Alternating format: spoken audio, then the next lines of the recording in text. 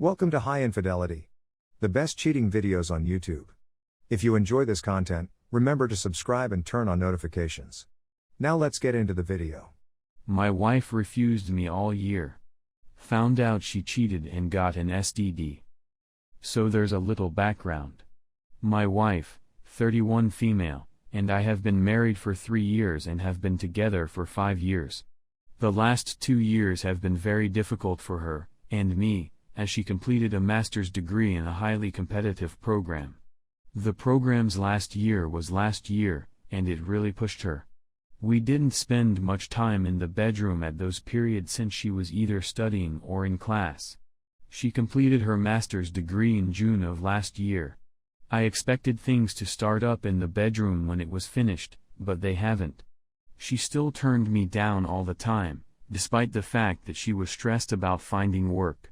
It's gotten to the point where the last time we had sex was in April of this year. Every time I attempted to initiate, go on a date night, or be romantic, she was too weary to respond. I even told her I'd settle for foul words every now and then, but she didn't want to do that either. I proposed that we go to therapy. She said that she would look for a counselor she loved. I sat there waiting. I inquired once more. She referred to me as self-centered. I finally gave up. I went insane for the first several months, and then I decided to just concentrate on myself, start working out, and continue doing my own thing. We had a really nice relationship before the absence of sex, but now it's more like roommates than husband/wife. Let's go back to this past weekend. We watched the Super Bowl with another couple who are dear friends of ours. We met and began hanging out with a random group of folks who were also watching the game when we were at the sports bar. A really lovely lady from that group kept ending up next to me, making small chat with me and staring at me in a clearly flirtatious manner. I kept it tidy while maintaining the banter. When the girl left to the restroom, my wife brought me over and said something to the effect of, in front of our couple's friends, "That girl is obviously interested in you. I don't want you to speak to her." Something about the way she said it to me sparked something in me, and I simply said, "I'm just glad to have your attention, sweetheart." It's been a while. It's been over a year. She seemed perplexed. Then I became enraged. Then he became angry. Our companions just turned around and resumed watching the game. The second girl then returned and introduced herself to my wife. My wife went away, and our friend's wife followed her. We quickly exited the pub and shared an Uber back with the other couple. We got into an argument, which we seldom do, over her lack of enthusiasm in going to therapy, and she told me she felt I was selfish and uncaring. We haven't spoken much since then. I don't want to terminate my marriage, but I don't see her making any concessions.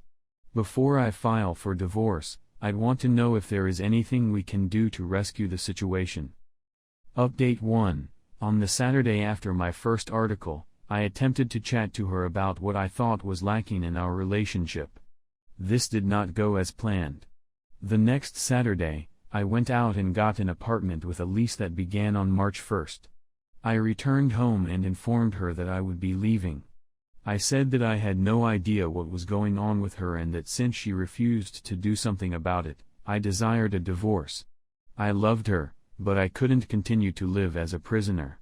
She became very silent and then began weeping, telling me that I was harsh and selfish, that my obsession with sex was the problem, and that I should get treatment for it, again. I was hoping she'd say anything more, but she didn't, so I simply began packing a few things for work. She inquired where I was going and I told her I was going to stay with my parents for a few weeks until my lease began. When I informed her I was going to stay with my parents, she became quite silent and asked whether I had notified my parents yet. Sirens began to sound in my brain right away. I said that I had not done so. This was a lie. Then she became silent for about 5 minutes, and just as I was ready to go out the door, she implored me not to. She wanted to converse. Then she said something that I didn't want to hear. Last year, she cheated on me with a boy in her class. I also acquired an STD. Nothing deadly, but not the type that can be gotten rid of. She said that occurred just once, but I am certain that is not the case. I felt completely numb. A female acquaintance informed me that wife infidelity was a possibility, but I didn't trust her. I remained silent as my wife spoke. Mostly because my thoughts was racing, but also because I didn't know what to say. I realized now that I had spoken all I had to say in the preceding year, and now I had nothing. After she finished speaking, I just said, "Okay." I felt completely numb. And I left the home with her in it to go to my parents' place, which was approximately 2 hours away. I assured her I'd return, but I haven't seen her or been to the home since. When I arrived to my parents' place, I told them everything. They apologized and said they could sense something was wrong for a few months. I had intended to return to the home, but my mother advised me not to do so if I was going through with the divorce. So my mom and father went to get me a few personal goods. I left everything else. I also phoned a lawyer and instructed him to contact the wife in order to begin the divorce proceedings. Wife has contacted me on my mobile phone and at work many times, and she has even emailed me, but I have not read anything. She also had one of her friends contact me and ask me to please speak to my wife and apologize, but as soon as I learned it was a friend of hers, I hung up. In April, I'll have 2 weeks off and intend to visit Vegas with a friend. My parents and friends have been really encouraging, and I truly feel better than I have in a long time. I never saw myself being divorced. And I felt like a failure that first week because I knew my marriage was gone. But my father said something to me that I have repeated to myself several times. Someone else's wrongdoing makes them the failure. Not you, sir. This weekend, I spent time with a coworker with whom I've always gotten along. She noticed I was missing my ring at work last week and inquired as to what had occurred. My wife and I were divorcing, so I informed her. She hugged me in the workplace, and it felt like the finest thing in the world. This weekend after work, we went out for a few beers, chilled out, and had a good time before returning to my apartment. Obviously, I'm not ready for or desire a relationship, but it felt so amazing to be in a bed with a lady who was so comfortable and welcoming. I was extremely relaxed. I know the divorce will be difficult, but even with all that has transpired this weekend, I believe it will be worthwhile. Update 2. This is the last update for those who messaged me and wanted to know how the divorce was progressing. I'll address all of your queries here. Have I spoken to or seen my wife since I left the house? I haven't spoken to or seen soon-to-be ex, STBX, since I moved out. She tried phoning me for a few weeks, but I had stopped answering any strange calls. She left me 2 IRC weeping messages, but they stopped shortly after the attorneys got involved. Is the divorce going well? I provided the spousal support amount he recommended in a flat payment via my lawyer. She could have everything she wanted in the home. I attempted to keep the talk as short as feasible, and as straightforward as possible. I discovered out around a month or so after I started that she had been telling her friends that I had been emotionally abusive to her, that I continued putting pressure on her to do sexual things she didn't want to do, that I was opposed to her earning a graduate degree. Of course, all of this is a lie, and I nearly phoned her back to urge her to cease her bull. This is the only time I can recall feeling enraged. But, happily, my parents and friends just encouraged me to let the lawyer handle it, not to contact her, and not to lose my cool for even a single second until the divorce was finalized. I also found out via common acquaintances that she has a dating profile on a dating app and is dating. Lawyer says it's a good thing, and I tend to agree. There is a lot of information that attorneys inquire about. It's strange having someone you hardly know ask you extremely precise questions about your sex life, money, and other highly intimate matters. Overall, this stage of the process has been the most difficult for me and has left me exhausted. On the good side, the lawyer believes everything will be completed within a few weeks, allowing me to finally be free. Did I inform my pals that she had cheated? Yes. And she was diagnosed with a STI. And we hadn't tasted sex in over a year. I had to explain why I had simply gotten up and departed. I was completely honest. I'm not going to be ashamed of her. How much does divorce cost? I can't tell for sure. A one-time buyout should cost between $100,000 and $150,000. Did she give me a SDI? No.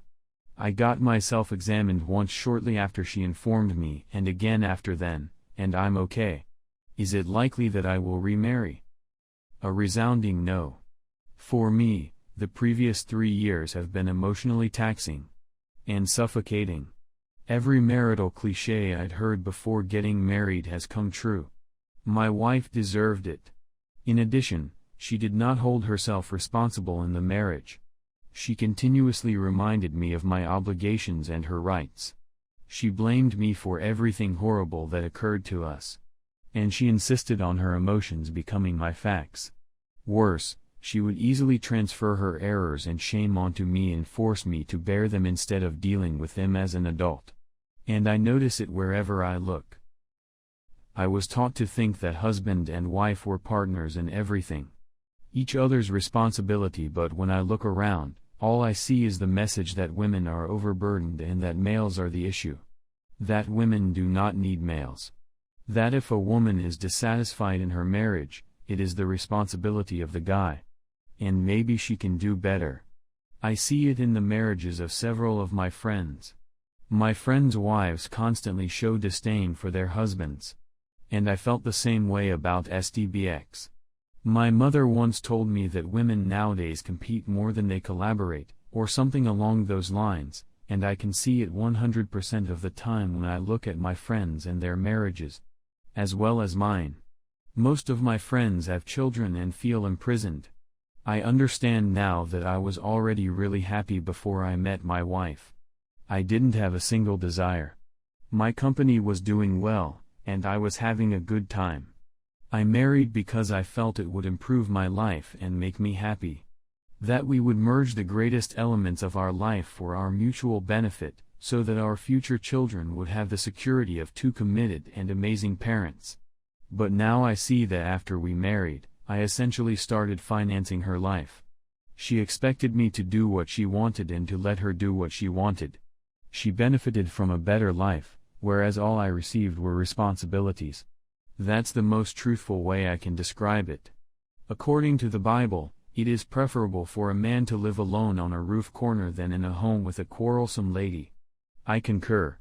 I get nothing from being married. I don't think I'll ever get married again.